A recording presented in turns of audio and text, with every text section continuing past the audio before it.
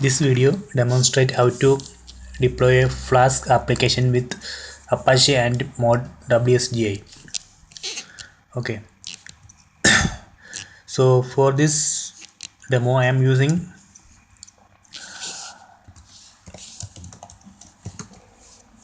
Ubuntu 13.10. Okay, let me open browser here. Okay, let me find the IP of this machine. So it's 56.101. Let me log into that machine so I can copy paste command here. ssh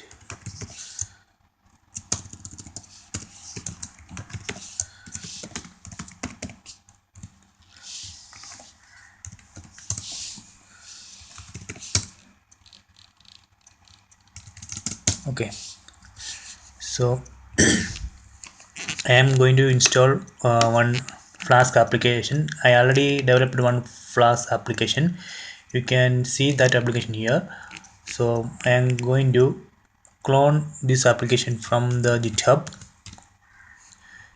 So let me, so if you, I am following these steps. So if you go to this link, you can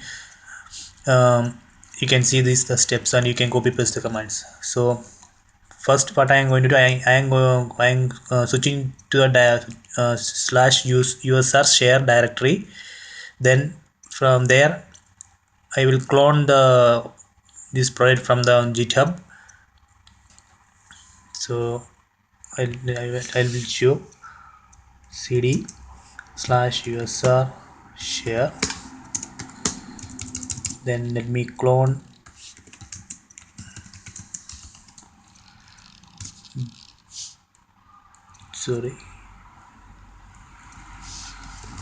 git clone.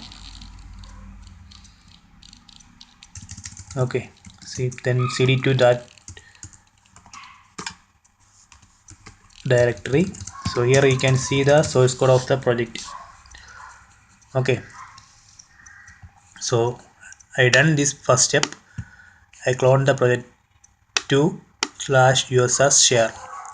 Then what I am going to do, then I am going to for this project I am going to install all the dependencies inside a virtual environment. So the steps 2, I am going to create a virtual environment. So for that, inside that project directory, run this command sudo virtual env venv. So this will create a virtual environment named venv. So if you run ls, you can see the virtual environment folder. So let me activate that environment. Source venv bin activate. So environment is activated. Here you can see the notation. Okay, then I am going to install all dependencies inside this virtual environment. So right now all here I mentioned in requirements.txt file, you can see the dependencies packages, name of the dependency package. So I am going to run all those dependencies using this command sudo pip install -r file name. So this will install the dependencies Flask, RESTful and PBR. Okay, that's done. So I cloned the project in the step 1. The step 2, I created a virtual environment and installed all dependencies. In step 3, I am going to create a wsgi file. So we need a wsgi file. In that file we need to specify the virtual environment here. Then this is replace the standard output. That's not a that's optional. Then we need to add this part to this part to the sys.path. Then the project directory path we need to add. So these 2 lines required. Then we need to import the from our application. In this case, what it's doing is it's importing the app from the project which I cloned. So I will show that. Okay, so let me create a one file. So if you go to the project directory, here you can see one wsgi folder that I already created. So in your case, if that folder is not there, you have to create a one folder inside your project directory wsgi. Okay, inside that you can create your wsgi file. You can give any name. So in this case, I given flask.wsgi. So let me open that file. So in that file, you can see one two import statement, import sys and import os. Then then here we need to specify the path of the virtual environment. Use user reg user share reg service, then virtual environment name bin, then activate underscore this.py file. These two files are required for the virtual environment. Then this is optional. Then these two lines to append the path to sys.path. Then this line here, what it's doing is it's import. So if you let me check the correct thing is like, we'll explain this thing. Reg service, from reg service.run import app as application. Okay, here reg service means the our product folder project folder name. Sorry, we need to open in sudo mode. Okay, reg service, reg hyphen service, sorry, reg underscore. So we need to change the folder name to reg underscore service, because hyphen has some problem in, we can give the hyphen the module name. So let me rename folder name to reg underscore service, reg underscore service. So here also go back cd.w. So I am going to rename this reg hyphen service to reg underscore service. So otherwise we cannot import. Sudo mv reg underscore service to hyphen service to underscore service. Then deactivate and activate again. Okay, so I have a folder named reg underscore service. Inside that folder you can see one file named run.py. If you go to that file, here you can see, here we will create one Flask application, that's the app. Then we will configure that app. Lot of things are there. So actually in flask.wsgi file we are importing this app as application, this variable, this object, we are importing this object in flask.wsgi file as application.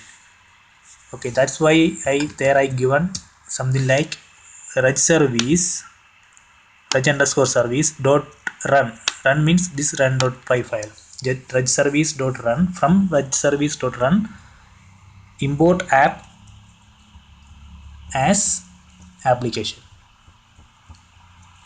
So you can see that here this line, from reg service dot run, that is reg service is the folder directory name, then run is the run.py file. From that file import app object as application. So this line is very important. Create application for our app. So this line is important. This line is for two line is for importing, for appending the project path to the sys path. Then this is for the virtual environment where we installed all dependencies. Okay, so everything is okay. So we can move to the next step 4. In step 4, what I am going to do, I am going to configure the Apache. So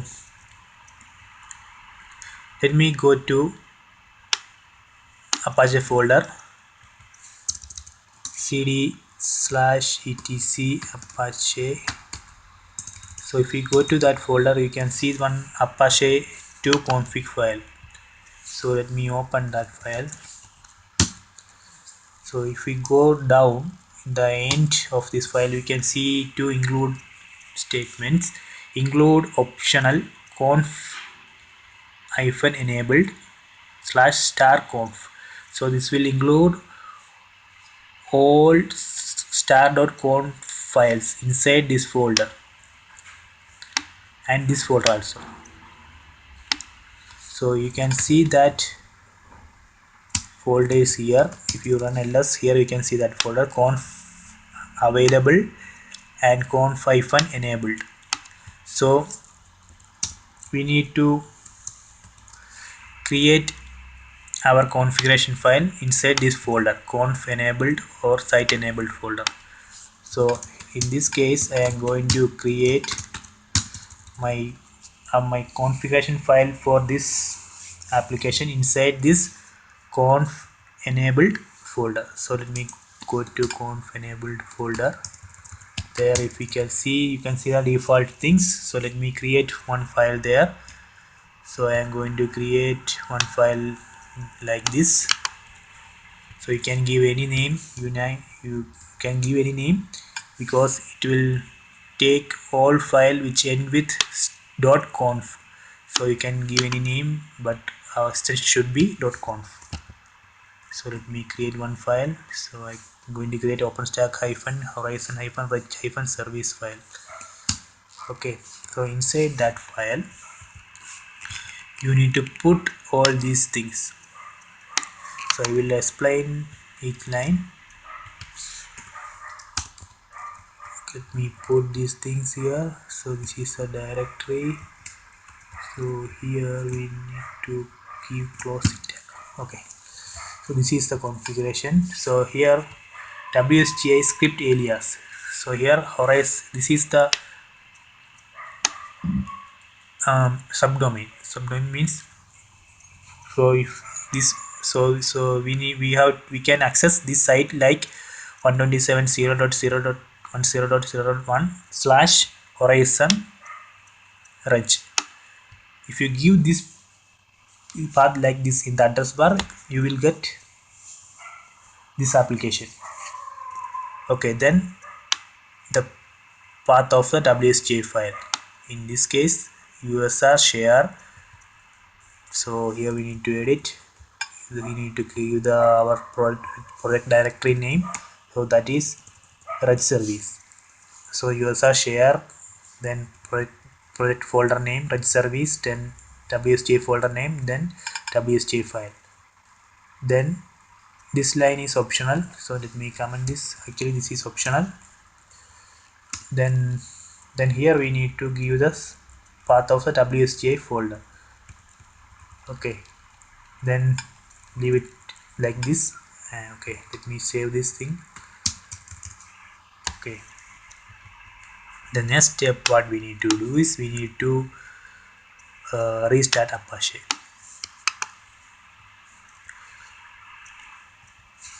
Restart Apache. Okay, Apache restarted. Let me open this file again.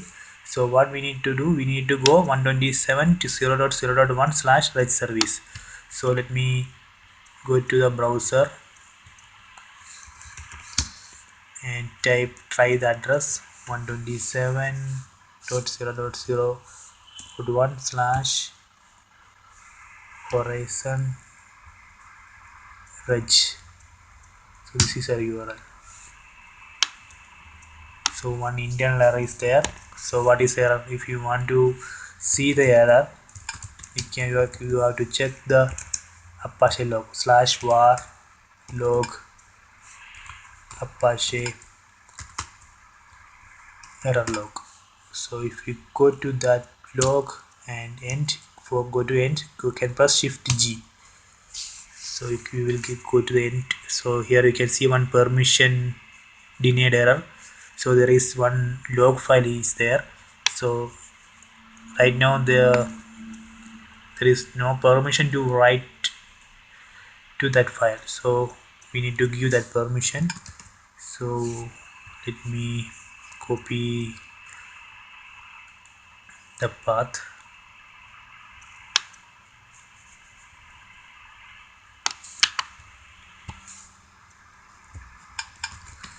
and exit from this link. So I am going to give the permission sudo cho mod -r7. Okay, so I roughly given that. So if you want more restriction, you can give correspondingly. Okay, so I given the permission and resetted Apache. So let me go to the site again with service. So now I am getting there are URL not found. So let me check the correct URL. So go to the project directory, user, then share, project name reg underscore service. So here let me open that run.py file. So there we can see the URL. Here I defined the URL. So there is only two URLs right now: /usage /user id and /usage /user id /activate. So let me try the first thing, this one, /usage /some id. So let me give like this. Okay, it's working. So this is the output. This is actually coming from that application. So it's trying to get the user with this particular id 123 something. Actually that user is not there, or some error is there, but it's working anyway. That's we are getting the JSON response, so it's working. So this way you can deploy one flags as application with Apache and modwsgi. Actually we need to install Apache and then modwsgi. So let me open that file. You need to install those two dependencies actually. So if you go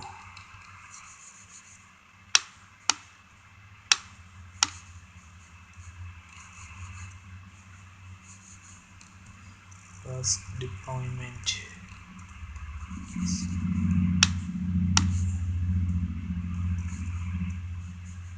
so we need to install modwsgi. We have to run this command. If you are using Ubuntu, sudo apt-get install lib apache 2 -mod -wsgi. So we need to install this thing. So before that you need to install Apache also. Okay, then that's all.